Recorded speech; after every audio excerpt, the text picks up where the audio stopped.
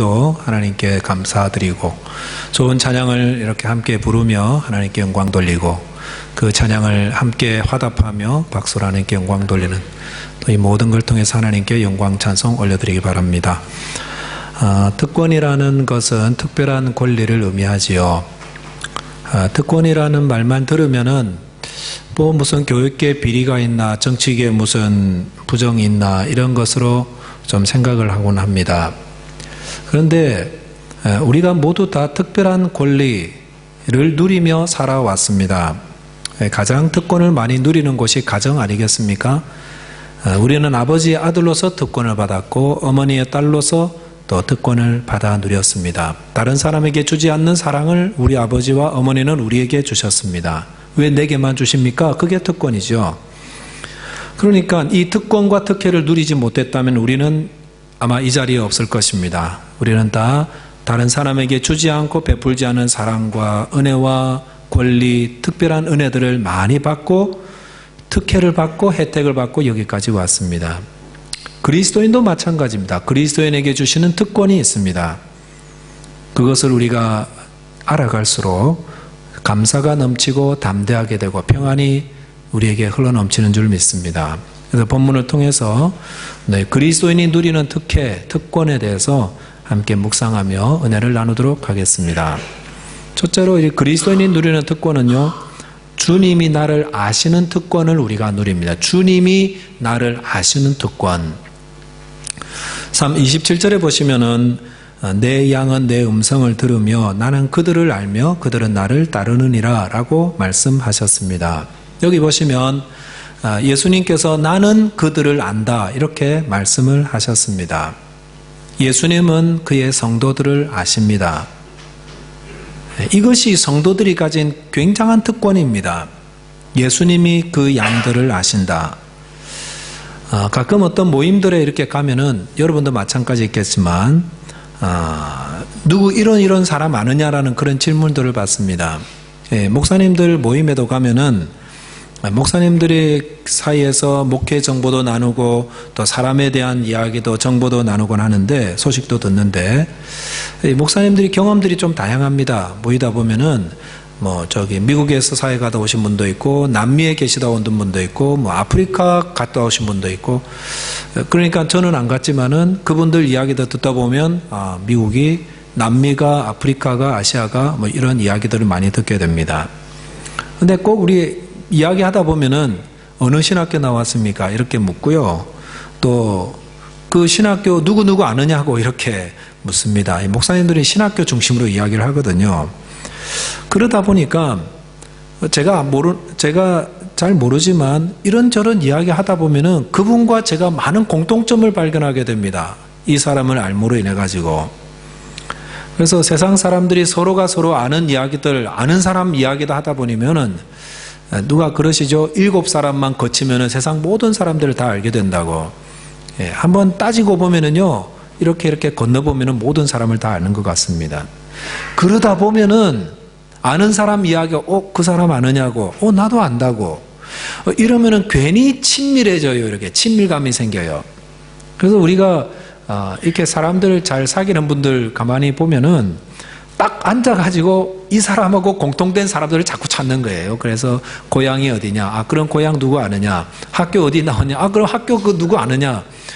시드니에 있었느냐? 시드니 그러면 그 사람 아느냐? 이러면서 자꾸 이렇게 이어가다 보면은 딱 걸리면은요, 그때부터 굉장히 친한 사람처럼 이야기하잖아요. 그래서 우리가 누구를 안다 이런 말씀들, 또 우리 이민사회에 있다 보면은 또 처음 만나면은 언제 이민 왔느냐, 그 다음에 어디서 살았느냐 이러면서 서로 아는 사람들을 많이 찾는 것 같습니다. 그런데 우리가 누구를 안다 이렇게 하는 대화를 가만히 보면 좀 생각해 볼 필요가 있죠. 정말 내가 그 사람 아는 건가? 라는 걸 한번 질문하게 됩니다. 우리가 안다라는 사람이 과연 어느 정도 내가 그들을 알기에 안다라는 말을 하죠? 우리는 멀리서 그분을 보았을 수도 있습니다. 혹은 인사만 나눌 정도일 수도 있습니다만은 그러면서도 우리는 그를 안다라고 이야기하는 경우가 있다라는 것입니다. 그래서 깊은 대화를 나누어 보지도 않았고 뭐 오랜 시간 보내지도 않았으면서도 그분이 어느 학교를 다녔지, 어느 교회를 다녔지, 무엇을 하지 이러면서 외적인 이야기들을 하면서 그를 안다고 이렇게 표현한다라는 것입니다. 물론 그것도 아는 거 맞습니다. 하지만 우리 주님이 우리를 아신다라고 할 때 그 아는 게 어떤 걸까요? 그런 수박 겉핥기 아는 건 아니다라는 것입니다. 요한복음 10장 14절에 보시면은 이렇게 말씀하십니다. 나는 선한 목자라 나는 내 양을 알고 양도 나를 아는 것이, 이렇게 이야기하고 있습니다. 여기 보시면 선한 목자 되신 예수님이 나는 내 양을 안다 이렇게 말씀하셨습니다. 그런데 그리고 나서 곧바로 무엇이 따라오냐면은 양도 나를 안다 이렇게 말씀하지요. 예수님께서 나는 내 양을 안다 이야기하셨는데 그 다음 바로 양도 나를 안다 이렇게 말씀하셨고, 똑같이 오늘 본문 27절에도 보시면은 나는 그들을 알며 라는 그 다음 말에 뭐가 바로 따라오냐면은 그들은 나를 따르느니라 이렇게 말씀하고 있습니다.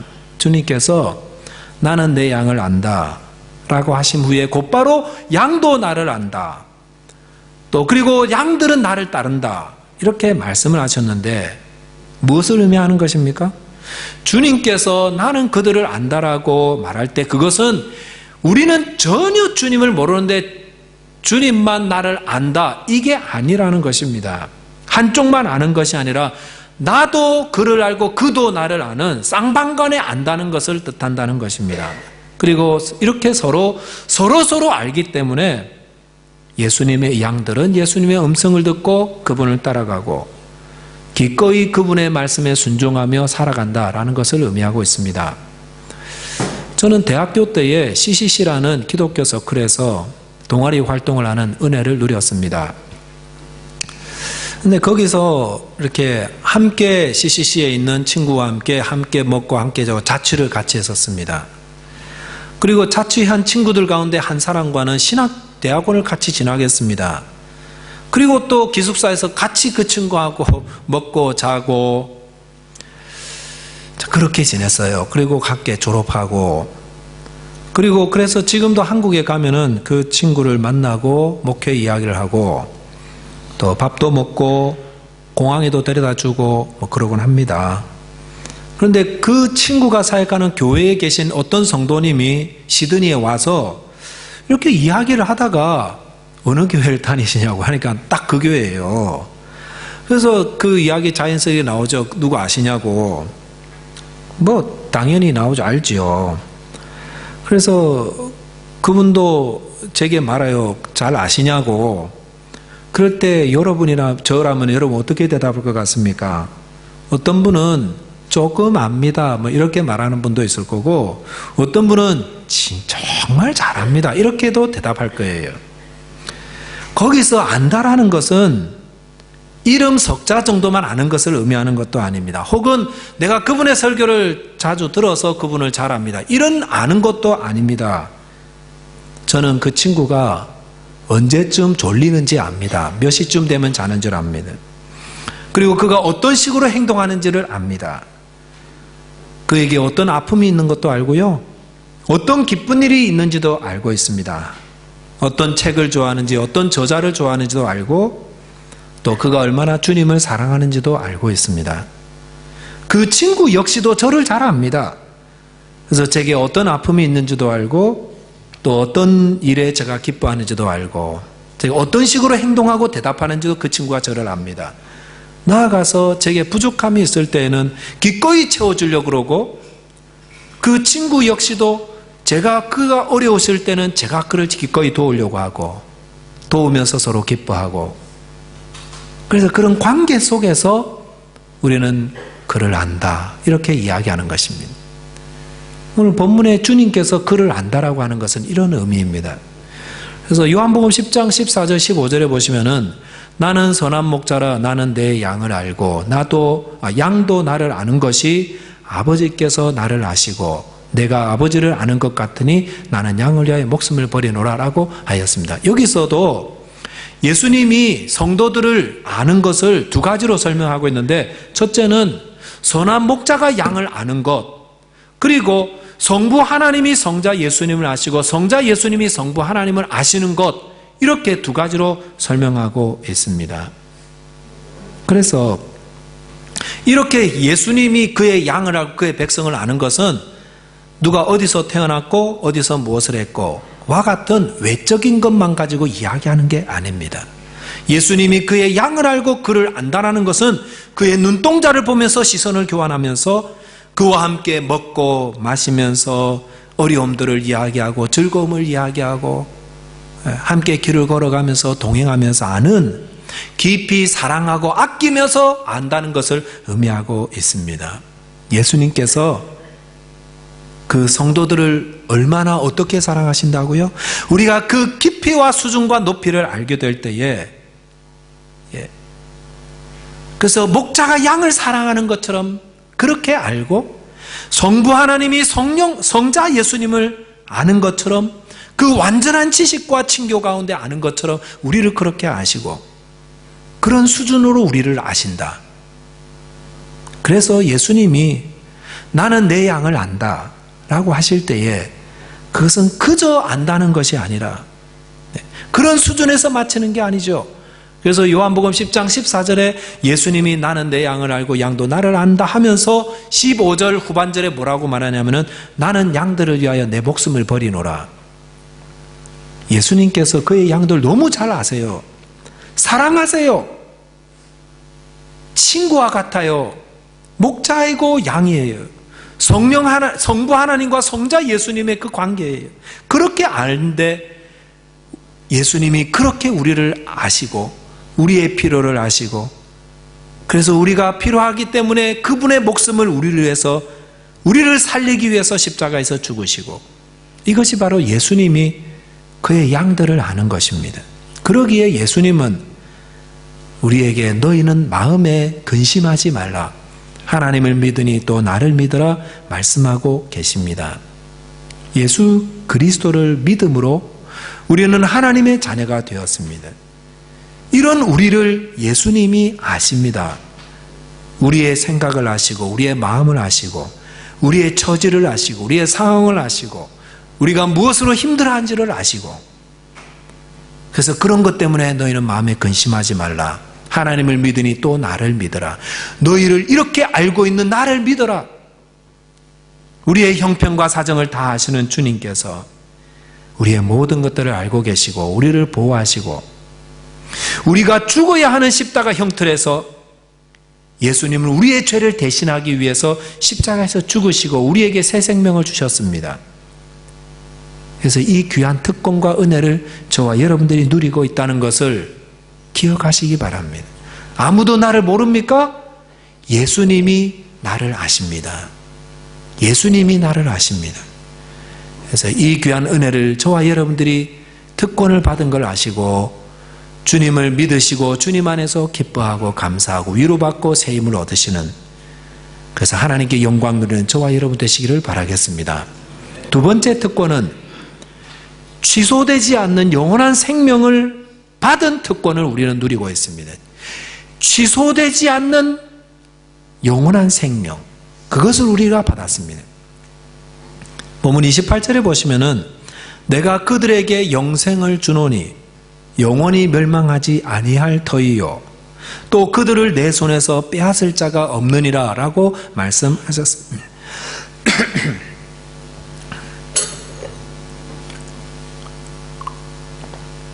죄송합니다. 성도가 가진 또 다른 특권 한 가지가 예수님께서 주시는 영생입니다. 이것이 제일 중요한 거죠. 예수님께서 이 땅에 오신 이유는 유일한 이유 한 가지가 바로 우리에게 영생을 주기 위함이십니다. 그래서 요한복음에는 정말 너무 그런 말씀들이 많죠. 요한복음을 기록한 이유도 우리에게 영생을 주기 위함이고, 요한복음 6장 40절에 보시면은 내 아버지의 뜻은 아들을 보고 믿는 자마다 영생을 얻는 이것이니 마지막 날에 내가 이를 다시 살리리라 라고 말씀하셨습니다. 잘 아시는 요한복음 3장 16절에도 하나님이 세상을 이처럼 사랑하사 독생자를 주셨으니 이는 그를 믿는 자마다 멸망치 않고 영생을 얻게 하려 하십니다. 영생 주시려고 예수님이 우리에게 오셨습니다. 그러면 여러분은 영생을 얻으셨습니까? 아멘. 예. 예수께서 영생을 주신 것을 여러분은 믿습니까? 정말 얻으셨습니까? 어떻게 영생을 얻죠? 예수를 믿을 때 주신다고 하셨잖아요. 그죠?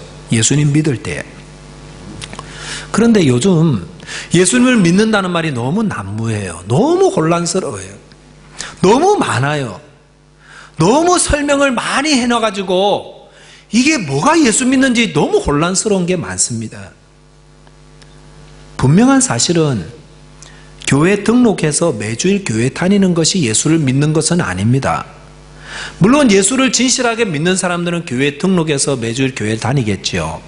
그러나 거꾸로 말해서 다른 건 다 치우고 그냥 나 교회 다니고 등록했으니까 나 예수 믿는 거고 나는 영생 얻었다. 이건 아니라는 것입니다. 그리고 또 한 가지 아닌 게 뭐지요? 나는 모태신앙으로 태어나서 교회에서 자랐고 교회에서부터 뭐 이것저것 다 하고 교회 직분 얻어가지고 여기까지 왔으니까 나는 예수를 믿는 거고 나는 영생을 얻었다. 이건 아니라는 것입니다. 물론 예수를 믿는 자 가운데서는 어려서부터 교회에서 태어나서 교회에서 자라고 직분을 얻고 봉사하고 그러는 분도 있습니다. 그러나 나는 단지 예수 그리스도 모태신앙으로 태어났기 때문에 혹은 어려서부터 교회를 다녔기 때문에 수십 년간 이 교회를 떠나지 않고 교회를 다녔고 직분을 얻었고 이런 일을 하고 있고 그래서 나는 예수를 믿는 거고 영생을 얻었다. 이건 아니라는 것입니다. 그렇게 믿는 분들이 영생 얻은 거 아닙니다. 그러면 무엇이 예수를 믿는 것입니까? 오늘 본문에서 계속해서 요한복음 10장, 요한복음 6장에서 계속해서 말씀하는 게 뭐냐면은 예수 믿는 것에 대한 이야기를 하는 것입니다. 지금 계속 초점은 영생으로 향하고 있는데 뭐가 예수 믿는 거냐? 어떻게 영생을 얻느냐? 그러면서 오늘 본문에서 계속 이야기하고 있는 어떤 틀에서 이야기하고 있냐면은 예수님은 목자고 우리는 양이다. 이런 틀에서 계속 이야기하고 있습니다. 그래서 본문 28절에서도 내가 그들에게 영생을 주노니 여기서 그들이 누굽니까? 양이죠. 양. 예수님의 양을 의미하고 있습니다. 그래서 예수를 믿는다라는 것은 무엇일까요? 어디서 바라봐야 되죠? 어떤 시각으로? 예수님이 목자고 나는 양이다. 이 틀에서 지금 바라보고 이해해야 예수를 믿는다는 답이 나옵니다. 그래서 예수님의 양이 되는 게 예수를 믿는 거다 라고 말씀드릴 수 있습니다. 여러분은 예수님의 양이십니까? 언제 예수님 양 되었죠? 예수님 양은 언제 되지요? 서티피케이트 하나 서드려야 되나요? 예수님의 양이 됨을 축하드립니다. 2016년 9월 18일. 그게 아니죠. 성경은 말합니다. 우리가 예수와 합하여 세례를 받고 예수와 함께 옛사람이 죽고 새 사람으로 거듭날 때 그때가 예수님의 양이 되고 예수를 믿는 것입니다. 로마서 6장 4절에 보시면은 그러므로 우리가 그의 죽으심과 합하여 세례를 받음으로 그와 함께 장사되었나니 이는 아버지의 영광으로 말미암아 그리스도를 죽은 자 가운데서 살리신 것 같이 우리로 또한 새 생명 가운데서 행하게 하렴이라 라고 말씀하였습니다. 여러분, 세례를 받을 때에 세례는 우리 자신의 옛사람을 십자가에 못 박여 죽이는 것입니다. 옛사람을 죽이는 것입니다. 세례는 무슨 자리입니까? 내 옛사람이 죽은 자리입니다.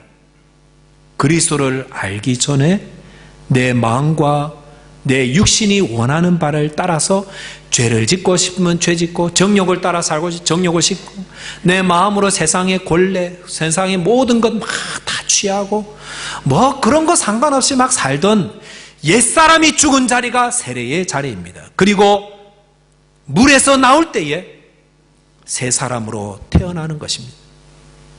새 생명을 얻어서 새 사람으로 자라가는 자리가 살아가게 되는 첫 자리가 바로 세례의 자리입니다. 물론 우리는 이렇게 물에 들어갔다가 받는 그런 세례는 받지 않아요. 물론 그런 교단도 있지만 우리는 물을 뿌리면서 그것을 상징하는 것입니다. 예수님 당시에 유대교나 이방 종교에서 똑같이 세례를 어떻게 이해했냐면은 만약 이방인이 내가 유대교인이 되겠습니다. 개종하려고 그러면은 세례를 받아야 됩니다. 그래서 손톱 발톱 다 깎아야 되고 머리 다 밀어야 되고 몸 깨끗하게 씻고 깨끗한 옷을 입고 세례를 받는 거예요. 물에 들어가서 세례를 받고 나오는 것입니다. 그래서 물에 들어가서 죽을 때에 죽은 걸로 알고 있어요. 옛사람은 죽어버렸고 새롭게 물에서 올라오면서 나는 이제 유대교인이 되었습니다. 개종이 되는 거예요. 다른 종교도 마찬가지예요. 그래서 세례를 받는다는 것은 그런 의미를 가지고 있습니다. 그래서 유대교 랍비들은 세례 받기 전에 자녀를 가지고 있던 분들이 이제 개종을 통해서 이방 종교에서 이제 유대교인이 되었다라고 했을 때는 세례 받고 난 다음에 태어난 자녀만이 당신의 참 자녀입니다. 라고까지 이렇게 이야기했다고 알려져 있습니다. 이게 세례의 의미예요. 세례는 내 옛사람이 죽은 거예요. 그리고 이제는 새 사람으로 살아가는 것입니다. 그리고 이 세례를 통해서 우리 기독교인들은 내 옛사람은 죽고 죄의 종으로 살거든 옛사람은 죽고 예수님의 양이 되어서 주님이 쓰는 새 사람을 가지고 새로운 삶을 살아가는 것, 그것이 우리가 믿음이요 예수님의 양이 되는 것입니다. 그래서 28절에 보시면은 내가 그들에게 영생을 주노니, 그들 누구입니까? 예수님의 양에게, 세례를 통해서 예수님의 양이 되고 믿는 자에게 영생을 주노니 영원히 멸망하지 아니할 것이요 라고 하였습니다. 여기 보시면 예수님이 주시는 영생을 받은 사람은 영원히 멸망하지 않는다라고 말씀하셨습니다. 이거 뭐 의미하는 것입니까? 한 번 영생을 받은 자는 어떤 일이 있어도 그 영생은 취소되지 않는다라는 기가 막힌 특권이고 권리라는 것입니다. 청년 때 이런 이야기들 나눈 적이 있어요. 이상한 말은 아니에요. 정말 기가 막힌 말이죠. 그래서 막 이런 토론을 했던 적이 있어요. 청년들은 막 말도 되지 않는 거 막 질문하잖아요. 어떤 질문입니까? 한 번 영생을 받고 정말 진실되게 예수를 믿고 그리고 나서 주님을 떠난 자는, 그리고 불신앙의 삶을 살다가 회개하지 않고 죽었다, 구원을 받는가? 영생을 받는가? 이런 질문을 던졌던 적이 있어요. 그래가지고요, 뭐 알지도 못하는 성경 구절 가지고 뭐 그렇다, 아니다, 그럴 리가 없다, 그럴 것이다 막 토론하고 했던 기억이 지금도 있습니다. 그런데 지금 이렇게 되돌아보면은 그 질문 자체가 잘못된 질문입니다. 왜냐하면은 예수님과 함께 자기를 십자가에 못 박고 옛사람이 죽어버린 사람이 예수님을 떠나 살 리가 없어요. 산다는 것 자체가 잘못된 거예요. 만약 세례를 받았다 그러면서도 그렇게 사는 사람은 세례 받은 거 아니에요. 겉모양으로 세례 받았겠지만 그런 죽지 않았습니다. 옛사람으로 살아가고 있는 것이 예수 믿지 않는 사람입니다. 질문 자체가 잘못된 거예요. 예수님은 나의 목자이십니다.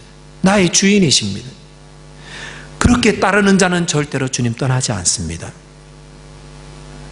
그리고 설령 유혹받고 시험받았다 할지라도, 넘어질 때가 있을지라도 금방 회복됩니다. 어떻게? 다시금 믿음으로 살아가게 됩니다. 좀 정확하게 말씀드리면 우리 성도는 믿음으로 살다가 실족했을 때에 주님께서 찾아오셔서 우리가 믿음으로 살아가도록 도와주시고 회복시키시고, 그래서 결국은 영생의 길 가도록, 영원히 멸망치 않도록 인도해 주십니다. 누가복음 15장 4절에 보시면은 잘 아는 말씀입니다. 너희 중에 어떤 사람이 양 100마리가 있는데 그 중에 하나를 잃으면 99마리를 들여 두고 그 잃은 것을 찾아내기까지 찾아다니지 아니하겠느냐라고 하였습니다. 양들의 특징은 뭐냐면은 목자의 음성을 듣고 목자를 절대적으로 따라다닌다는 것입니다. 그런데 간혹 양들 가운데는 목자를 따라가다가 길을 잃는 경우가 있습니다. 그랬을 때에 양은 어떻게 하고 목자는 어떻게 합니까? 양은 목자를 찾아가기 위해서 필사적으로 노력할까요? 하는지는 모르겠어요. 그러나 절대적으로 불가능해요. 목자에게 찾아가는 건. 눈도 어둡지요, 머리도 나쁘지요, 다리도 짧지요, 못 찾아가요. 그럴 때 목자는 어떻게 합니까? 목자가 양을 찾아갑니다.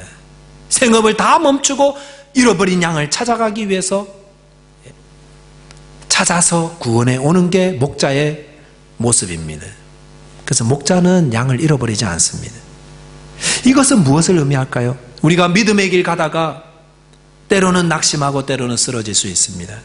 그럴 때 누가 찾아오십니까? 주님이 찾아오셔서 우리를 발견하시고 우리를 찾아내시고 우리를 구원하신다 라는 것입니다. 믿는 자들도 죄 지을 수 있습니다. 죄 지을 때가 있습니다. 때로는 시험에 들릴 수도 있습니다. 넘어질 수 있습니다. 다윗은 정말로 주님 사랑하던 자 아니었습니까? 주님 말씀하시면 온전히 순종하고 왕이면서도 체면 다 내려놓고 주님께 찬양하고 그런 자였는데 간음죄를 짓고 살인죄를 저질렀습니다. 그런 후에 다윗이 언제 회개했습니까? 다윗은 스스로 그 죄를 회개하지 않았습니다. 그는 그 악한 행위를 하고 밧세바를 아내로 맞아들여서 애 낳고 잘 살았습니다. 자기가 죄 지은 줄 몰랐습니다. 악을 범했던 줄 몰랐습니다. 이게 잘 사는 줄 알았습니다. 그런데 다윗이 언제 회개하게 되었습니까? 하나님께서 나단 선지자를 다윗에게 보내어서 그의 죄를 지적해 주셨습니다. 그때서야 다윗이 자기가 지은 죄에 대해서 회개하고 용서를 구하고 회복하게 되었습니다. 우리가 죄를 지었을 때에 하나님께서 어떻게 하실 것 같습니까? 그 양을 잘라버릴까요? 너 내가 은혜 베풀어서 구원해 줬는데 알고 봤더니 아주 나쁜 애구나. 단칼에 잘라버리시는 분이 아니십니다. 하나님은 범죄한 주님의 양들을 찾아가십니다. 그래서 그들의 잘못됨을 깨우쳐 주시고 책망하시고 때로는 때리기도 하시고 고난을 주시기도 하시고 그래서 어떻게 하든지 회복시켜서 구원하시는 분이십니다. 이것이 믿는 자가 받은 굉장한 특권입니다. 요한복음 16장 8절 말씀에 성령께서 그가 와서 죄에 대하여 의에 대하여 심판에 대하여 세상을 책망하신다고 하셨습니다. 성령께서 왜 죄에 대해서 책망하실까요? 왜 의에 대해서 책망할까요? 왜 심판에 대해서 책망하실까요? 죄를 지어도 모르는 우리를 책망하시고 깨우쳐 주시려고 계속해서 책망하시고 깨우쳐 주시고 양심을 자극시키시고 절대로 우리를 버려두지 않으십니다.